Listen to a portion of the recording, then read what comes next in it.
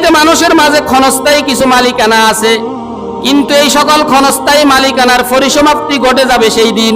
সেদিন আর কোনো ক্ষণস্থায়ী মালিকানা, এখন যেরকম আছে সম্পদের মালিক, ক্ষমতার মালিক, রাজত্বের মালিক, সেই দিন আর কারো কোনো মালিকানা থাকবে না। সেই দিনের মালিকানা হবে একমাত্র আল্লাহর, মালিক ইয়াউমিদ্দিন।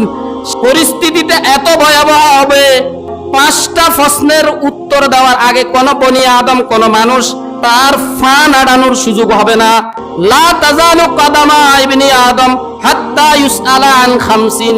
আল্লাহ রাসূল বলেন, কোন বনি আদম 5টা প্রশ্নের উত্তর দেওয়ার আগ পর্যন্ত তার পা নাড়ানোর সুযোগ হবে না, ঠাই জায়গায় দাঁড়াই থাকতে হবে। 1 নম্বর প্রশ্ন হলো হায়াতের ব্যাপারে, জীবনের ব্যাপারে। 2 নম্বর প্রশ্ন যৌবনকালের ব্যাপারে। 3 নম্বর প্রশ্ন সম্পদ কোন পদ্ধতিতে কামাই করছো। 4র্থ নম্বরের প্রশ্ন কোন পদ্ধতিতে ব্যয় করছো, কোথায় ব্যয় করছো। 5ম নম্বরের প্রশ্ন হবে দ্বীন শরীয়তের ব্যাপারে যেই পরিমাণ জেনেছো তার মধ্যে কতটুকু মেনেছো।